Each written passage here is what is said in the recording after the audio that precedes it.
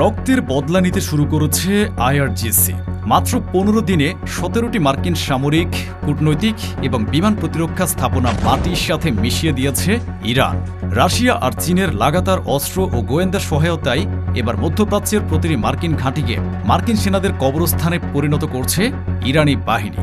নতুন supreme leader Mujtaba খামেনিয়ার নেতৃত্বে আরও বেশি বেপরোয়া হয়ে উঠেছে ইরান। হরমুজে প্রতিটি জাহাজে হামলা থেকে শুরু করে নেতানিয়াহুর ভাইকে মিসাইল মেরে খতম করা পর্যন্ত কিছুই বাদ রাখছে না আইআরজিসি। আর এই ধ্বংসযজ্ঞের প্রমাণ এবার এসেছে আমেরিকার নিজেরই সবচেয়ে বিশ্বস্ত পত্রিকা থেকে। নিউ ইয়র্ক টাইমস তাদের স্যাটেলাইট ছবি বিশ্লেষণ করে নিশ্চিত করেছে যে মধ্যপ্রাচ্য জুড়ে কমপক্ষে ১৭টি মার্কিন স্থাপনা ক্ষতিগ্রস্ত হয়েছে। কিন্তু এর চেয়েও ভয়ঙ্কর খবর এসেছে ইরানের রেভলিউশনারি গার্ড থেকে। আইআরজিসি ঘোষণা করেছে যে বর্তমানে আমেরিকা ও ইসরায়েলের বিরুদ্ধে যে মিসাইলগুলো ব্যবহার করা হচ্ছে সেগুলোর বেশিরভাগই প্রায় ১০ বছর আগে তৈরি।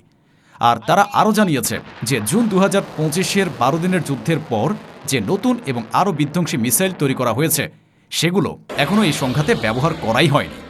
এর মানে কি, ইরান তাদের পুরনো গুদামের অস্ত্র দিয়েই আমেরিকার ১৭টি স্থাপনা গুড়িয়ে দিয়েছে। তাদের আসল শক্তি এখনও অক্ষত অবস্থায় মজুদ রয়েছে পরবর্তী আঘাতের জন্য। কিন্তু প্রশ্ন হলো, কিভাবে ইরান তাদের ১০ বছরের পুরনো মিসাইল দিয়ে আমেরিকার অত্যাধুনিক প্রতিরক্ষা ব্যবস্থাকে এতটা সহজে ফাঁকি দিচ্ছে? কোন সেই গোপন কৌশল যা পেন্টাগনের সব হিসাব নিকাশ ওলট পালট করে দিয়েছে?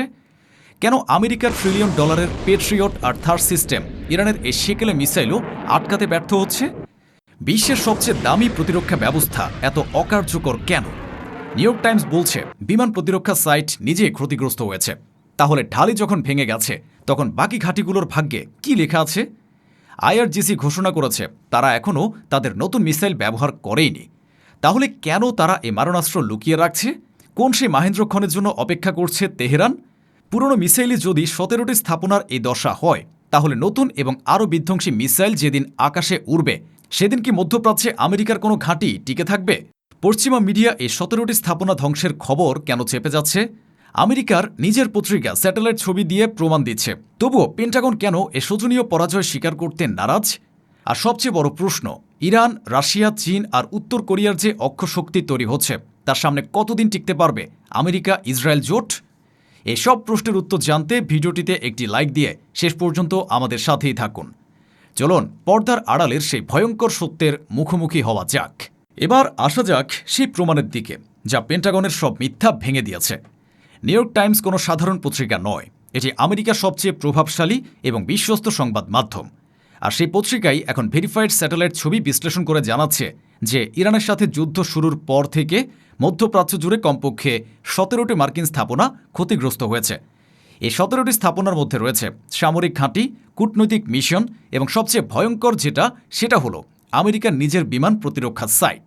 এর মানে কি দাঁড়ালো? ইরান শুধু আমেরিকার ঘাঁটিতেই আঘাত হারেনি, তারা আমেরিকার ঢালটাই ভেঙে দিয়েছে।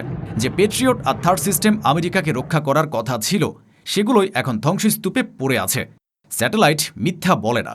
আকাশ থেকে তোলা এ ছবিগুলো প্রমাণ করেছে যে পেন্টাগন যতই বলুক সব ঠিক আছে, বাস্তবে মধ্যপ্রাচ্যে আমেরিকার অবস্থা অত্যন্ত শোচনীয়। আর সবচেয়ে মজার বিষয় হলো, এই খবর কোনো ইরানি বা রাশিয়ান মিডিয়া প্রচার করছে না, এটা আমেরিকার নিজের পত্রিকাই বলছে। আর এখন আর অস্বীকার করার কোনো উপায় নেই পেন্টাগনের। কিন্তু নিউ ইয়র্ক টাইমসের এই রিপোর্টের চেয়েও বড় বিস্ফোরণ ঘটিয়েছে ইরানের রেভলিউশনারি গার্ডের একটি ঘোষণা।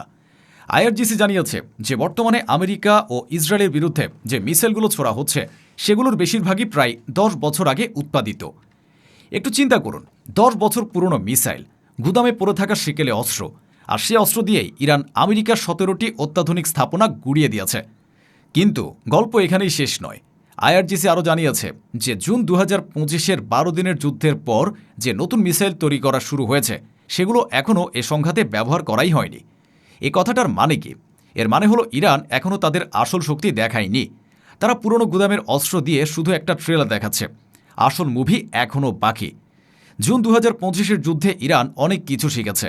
তারা দেখেছে কোথায় তাদের দুর্বলতা, কোথায় আমেরিকার ফাঁক। সেই শিক্ষা নিয়ে তারা নতুন প্রজন্মের মিসাইল তৈরি করেছে, যা আরও নিখুঁত, আরও বিধ্বংসী, আরও প্রতিরক্ষা ভেদী। আর এই মিসাইল এখনও অক্ষত অবস্থায় মজুদ রয়েছে সঠিক মুহূর্তের অপেক্ষায়। এবার আসা যাক সেই প্রশ্নে যা সবাইকে ভাবাচ্ছে। আমেরিকা বিশ্বের সবচেয়ে বেশি অর্থ ব্যয় করে তাদের সামরিক খাতে। তাদের হাতে রয়েছে পেট্রিয়ট, থার্ড, আয়রন ডোমের মতো অত্যাধুনিক বিমান প্রতিরক্ষা ব্যবস্থা। প্রতিটি সিস্টেমের পেছনে খরচ হয়েছে বিলিয়ন বিলিয়ন ডলার। কিন্তু বাস্তবে কি হচ্ছে? ইরানের 10 বছরের পুরনো মিসাইল এসব অত্যাধুনিক প্রতিরক্ষাকে বুড়ো আঙুল দেখিয়ে সরাসরি টার্গেটে আঘাত করছে। কিভাবে এটা সম্ভব হচ্ছে? বিশেষজ্ঞরা বলছেন ইরান সম্ভবত রাশিয়া ও চীনের কাছ থেকে প্রাপ্ত প্যাসিভ রাডার প্রযুক্তি এবং এআই চালিত টার্গেটিং সিস্টেম ব্যবহার করছে। তারা একসাথে অনেকগুলো টার্গেটে মাল্টি লেয়ার অ্যাটাক করছে, যা আমেরিকার প্রতিরক্ষা ব্যবস্থাকে বিভ্রান্ত করে দিচ্ছে। আর সবচেয়ে গুরুত্বপূর্ণ বিষয় হলো, নিউ ইয়র্ক টাইমস বলছে বিমান প্রতিরক্ষা সাইট নিজেই ক্ষতিগ্রস্ত হয়েছে। এর মানে কি? এর মানে হলো রক্ষক নিজেই মারা গেছে, ঢাল ভেঙে গেছে। এখন বাকি ঘাঁটিগুলো সম্পূর্ণ অরক্ষিত। $ট্রিলিয়ন খরচ করে আমেরিকা যে প্রতিরক্ষা ব্যবস্থা গড়ে তুলেছিল, সেটা আজ ইরানের পুরনো মিসাইলের কাছেই কাগজের বাঘ প্রমাণিত হয়েছে। এই যুদ্ধে ইরান একা নয়, তাদের পেছনে রয়েছে রাশিয়া, যারা অস্ত্র ও গোয়েন্দা তথ্য সরবরাহ করছে। রয়েছে চীন, যারা অর্থনৈতিক ও প্রযুক্তিগত সহায়তা দিচ্ছে।